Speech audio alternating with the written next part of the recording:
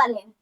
करवा चौथ एक पारंपरिक हिंदू व्रत है जिसे विवाहित महिलाएं अपने पति की लंबी उम्र के लिए रखती हैं। सुबह सूर्योदय से पहले सरगी खाई जाती है और रात को चांद देखकर पति के हाथों जल ग्रहण किया जाता है। लेकिन क्या ये परंपरा वेदों या गीता में कहीं वर्णित है? उत्तर है नहीं। शास्त्रों में क्या लिखा है?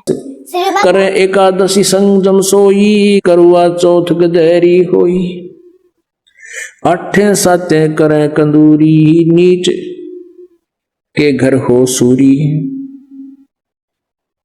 कहे जो करवा चौथ कहानी, तास गदेरी निश्चय जानी। दुर्गा देवी भैरो भूता, रात जगावे होवे जो पूता। हर साल लाखों महिलाएं अपने पति की लंबी उम्र के लिए निर्जला व्रत रखती हैं। सुबह से शाम तक बिना पानी की एक बूंद लिए। पर क्या कभी आपने सोचा है क्या करवा चौथ सच में फल देता है? क्या ये व्रत शास्त्रों में लिखा है और क्या इससे मोक्ष मिल सकता है? आइए जानते हैं ये वास्तविक सच्चाई। तो दोस्तों, वीडियो पर पहली बार वीडियो को लाइक कर ले, चैनल प्रिय दिनों तो चैनल को सब्सक्राइब कर ले और बेल आइकन का बटन जरूर दबा ले।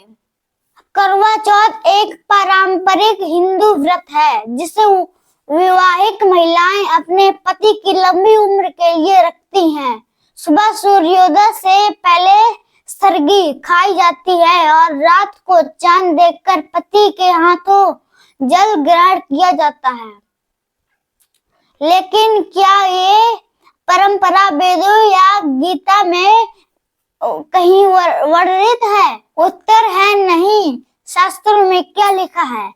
श्रीमद् भगवद गीता अध्याय 16 श्लोक 23 में कहा गया है कि जो शास्त्र विधि को छोड़कर मनमाना आचरण करते हैं वे न सुख पाते हैं, न सिद्धि और न ही मोक्ष।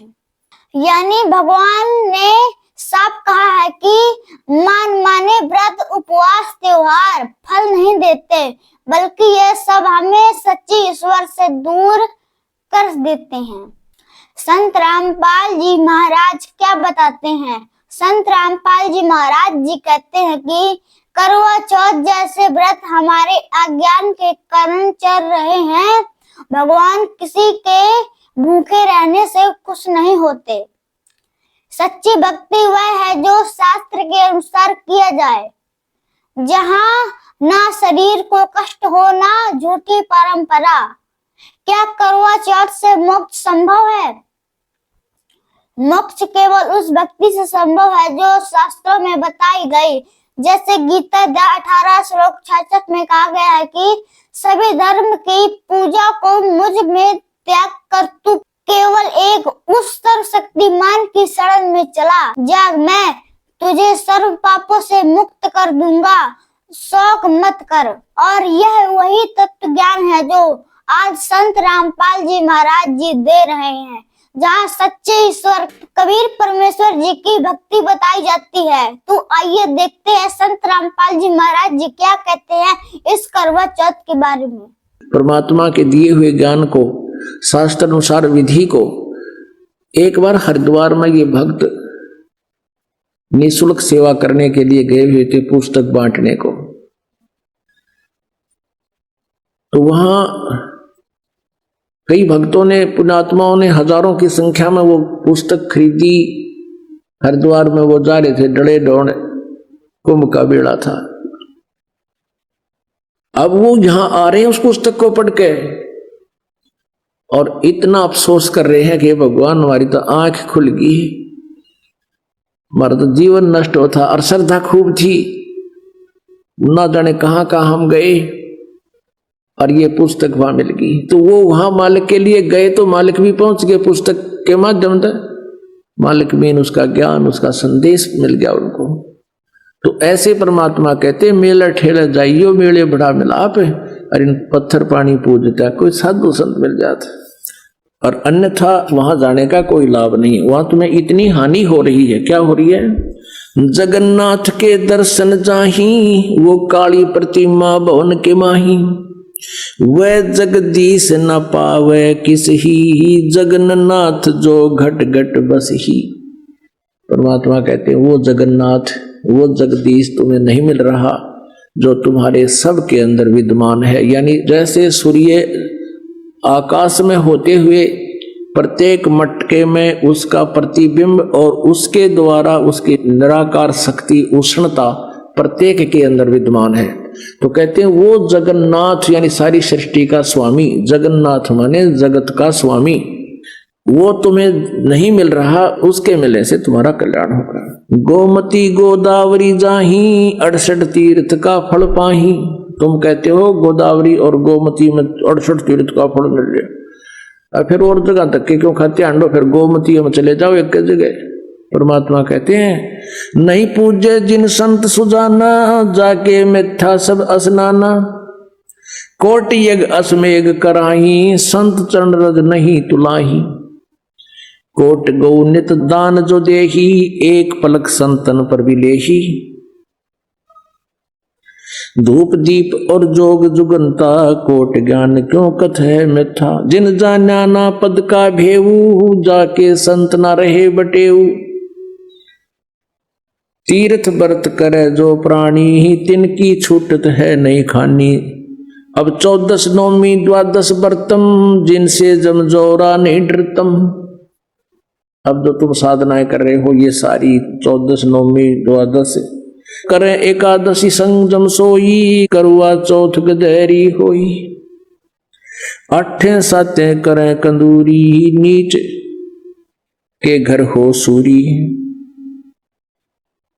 कहे जो करुआ चौथ कहानी, तास गदेरी निश्चय जानी। दुर्गा देवी भैरो भूता, रात जगावे होवे जो पूता।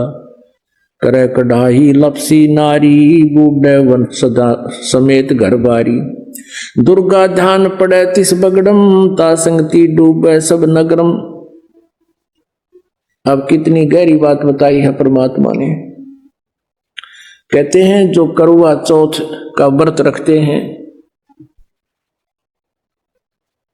करुआ चौथ का व्रत किस लिए रखते हैं कि हमारे पति की दीर्घायु हो।